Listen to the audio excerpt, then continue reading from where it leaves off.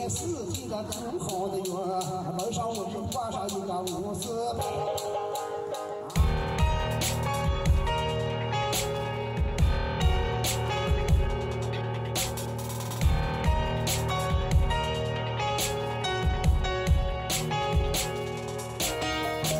Hi, I'm Yuda Bastara. I'm a chef from Indonesia, and I love traveling. Now, I'm in Xi'an, the heart of China, and this is the birthplace of all Chinese history.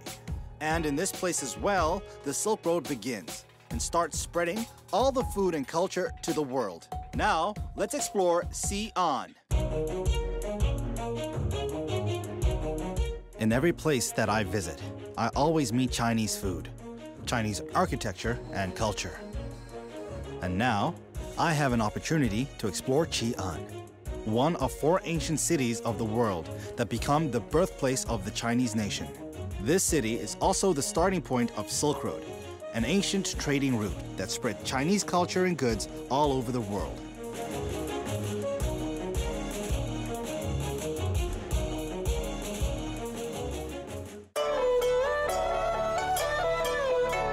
Xi'an is located in the central part of China. This city lies in a fertile Guangdong plain. The city that has a population of more than 12 million has 6 world-class cultural heritage sites and 12 museums. Xi'an became the capital city of 13 dynasties in Chinese history. The historical city is marked with Weihe River in the north and Qinglian Mountain in the south, a natural barrier that protects the city from enemy attack, a fertile Guangdong place that is perfect for a capital city. China is a country that was unified under the Qin dynasty through several wars. The capital is located at Xiangyang, northwest of modern Xi'an. The construction of the terracotta sculpture and horses was ordered by Qin Shi Huang, China's first emperor. Thousands of sculptures were built to protect the emperor in his afterlife. At Tang Dynasty, Xi'an was a large city that attracted many foreigners. During this era, Silk Road not only became the trading goods route, it also became a path that was traveled by Xuanzang, the monk that lives in Tang Dynasty, doing a 17-year pilgrim to India to learn about Buddhism. His journey took him through 100 countries along the Silk Road. This inspired one of the most classic Chinese books, Journey to the West.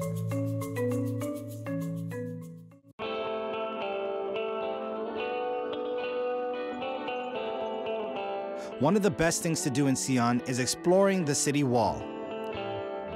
The wall that was built 700 years ago by the Ming Dynasty. It was refurbished many times. The function was to protect the city from the enemy. The wall was built with layers of dirt and also glutinous rice extract. The afternoon or morning is going to be a perfect time for sightseeing or cycling the wall using a rented bike. You could spend hours walking around the rectangular wall with a total length of 14 kilometers.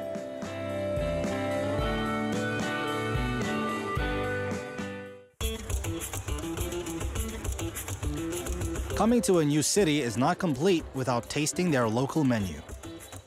As a city that has a long history, food in Xi'an is formed by culture, religion, and trade in the past.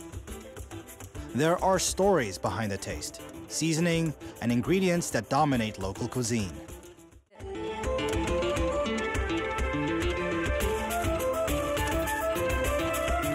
Ah, thank you. This looks so good. Oh, wow. Thank you. Thank you. Let's do a cheers. How do you say cheers in Chinese? Ganbei. Ganbei? Okay, let me teach you how to use chopsticks. When you use chopsticks, you hold this. Yep. And you put it on a spoon. Use one chopstick to dig a hole like that. And you bring it up and you let the soup out. The soup out? Yeah. And you need to slurp it. Yeah. Drink it? Yeah. Try to drink the soup first, and then you eat the bun. Okay. Okay. I'm gonna try that.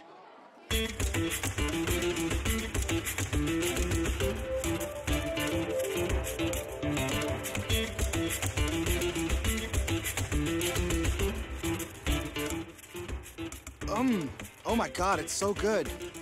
I love this soup. The soup is so good. Then you eat it and dip it in? Yeah. Okay, so it's specially made for this restaurant. Yes. And this restaurant's really old.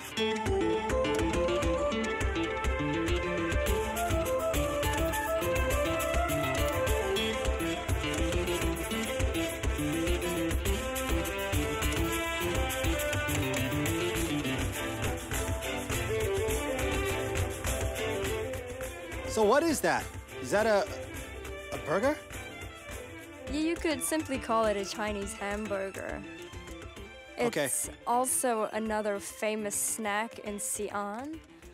When people talk about Xi'an, they must talk about rojiamo. Okay.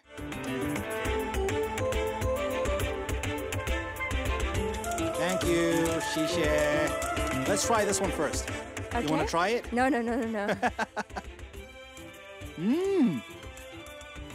It's very good. I like the beef. This is like corned beef. I went to New York. They also have something like this. There is no vegetables here, only beef. Yeah, maybe just a little bit of garlic. One of the foods that you have to try in Xi'an is yangru palmo. It is a typical food eaten in Xi'an that exists more than 1,000 years ago. The best food served in Tonseng Xiang restaurant that built 99 years ago and cooked by a chef that served it for over 30 years.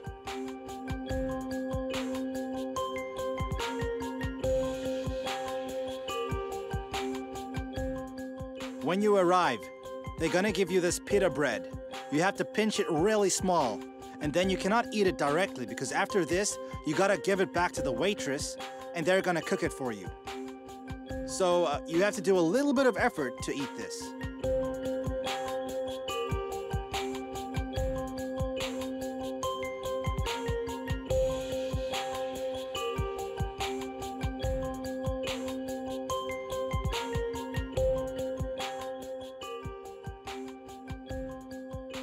Wow.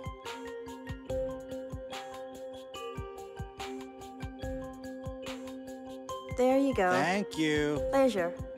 Okay, so while we're waiting for the main dish, the noodles, now I'm having this. This is the most famous in Xi'an. It's called cold noodles. And as you can see, the sauce is like peanut sauce. Just to remind you, this is cold.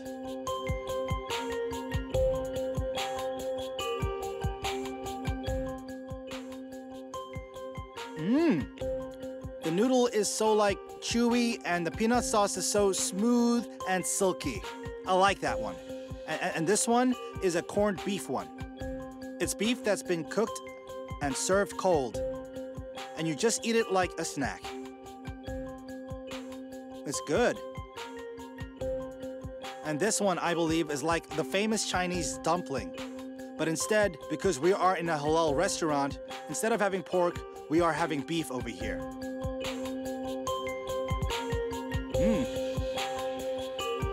I like it. I'm gonna finish everything. But don't forget, when you come to Xi'an, please chug everything with this sour plum juice. It's really good. It's like Xi'an Coke.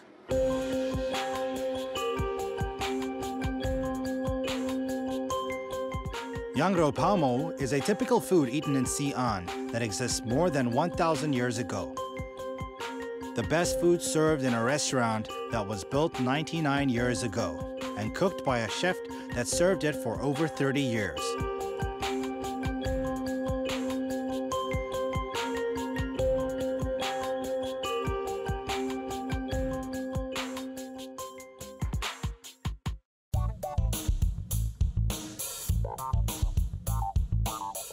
Some of the food that is now common in China, such as grape, cucumber, eggplant, was traded during the Silk Road. The Silk Road also introduced some food from China to the world like noodles. Chinese people have been eating noodles since 4,000 years ago. Since Han Dynasty, noodles was a staple food in Chinese cuisine.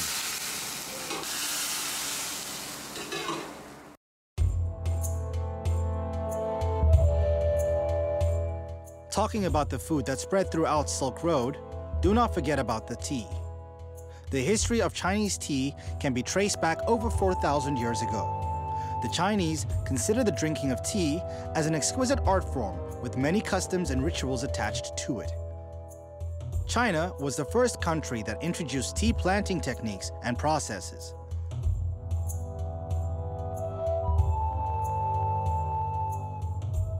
It was my first time visiting China. What amazed me the most is that Xi'an gave me the contrast about how they preserved the past among its modern buildings. Exploring Xi'an makes me feel like I walked into a history book. I can conclude that China is a complex and fascinating country, and that makes me love Xi'an even more.